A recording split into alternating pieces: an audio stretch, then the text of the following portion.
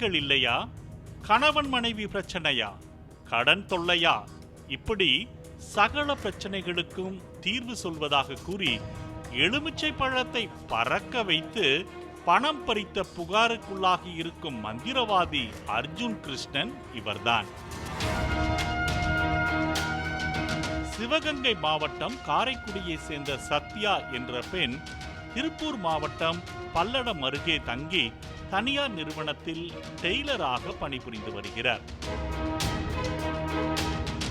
குடும்ப பிரச்சனையால் கணவரை பிரிந்து தனியாக வாழ்ந்து வரும் இவர் தனது கணவனுடன் மீண்டும் சேர்ந்து வாழ வேண்டும் என்ற ஆசையில் கேரள மாந்திரீகம் என்ற யூடியூப் சேனலில் வீடியோவை பார்த்து பல்லடம் அருகே பணிக்கம்பட்டியில் உள்ள அர்ஜுன் கிருஷ்ணனின் வராகி அம்மன் கோவிலுக்கு சென்றுள்ளார்.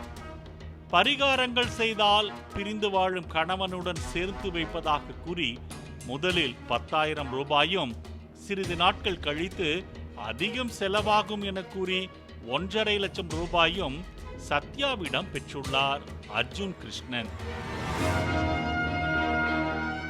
கணவனுடன் சேர வேண்டும் என்ற ஆசையில் தனது சக ஊழியர்கள் மற்றும் மகளிர் சுய உதவிக் குழுவில் கடன் வாங்கி 1.5 லட்சம் ரூபாயை மந்திரவாதியிடம் சத்யா கொடுத்ததாக கூறப்படுகிறது.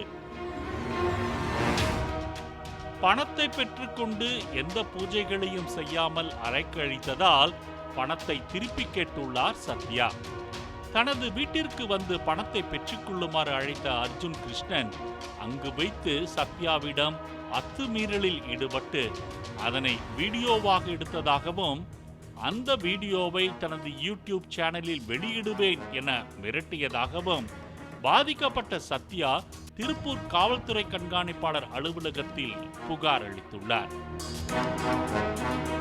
தன்னை போன்று 50க்கும் மேற்பட்டோர் இதுபோல சாமியார் அர்ஜுன் கிருஷ்ணனால் ஏமாற்றப்பட்டுள்ளனர் எனவும் தனது பணத்தை தராவிட்டால் சாமியாரின் கோயில் முன்பு தீக்குளித்து உயிர் துறப்பேன் எனவும் பாதிக்கப்பட்ட பெண் சத்யா ஆவேசமாக தெரிவித்தார். இப்படியே ரொம்ப நாளைக்கு கஷ்டப்பட வேணாம், புருஷங்களோட பிள்ளைங்களோட வீட்டில் சேர்த்து வச்சிடறேன், நான் உனக்கு டபுள் ஆகி தரேன்னு சொல்லி தாங்க என்கிட்ட 1.5 லட்சம் ரூபா பணம் வாங்கினாப்புல. எந்த ரெஸ்பான்ஸுமே இல்லை. ஃபோனில் ஆளுங்க நேரில் எது போனாலுமே பார்க்கவும் விட மாட்டேங்கிறாங்க, பேசவும் விட மாட்டேங்கிறாங்க. எனக்கு என்ன பண்ண சத்தியமாக சொல்கிறேன், இந்த பணத்தை எனக்கு வாங்கி கொடுக்கலாம், நிச்சயமாக அங்கேயே போய் 10 லிட்டர் பெட்ரோல் வாங்கிவிட்டு அங்கேயே எரிச்சுக்கிறேன். கண்டிப்பாக சொல்கிறேன், எடுத்து ஃபுல்லாக சோசியல் மீடியாவில் போட்டுவிட்டு அங்கேயே கொளுத்திக்க. எனக்கு தவிர வேறு வழியே இல்லை.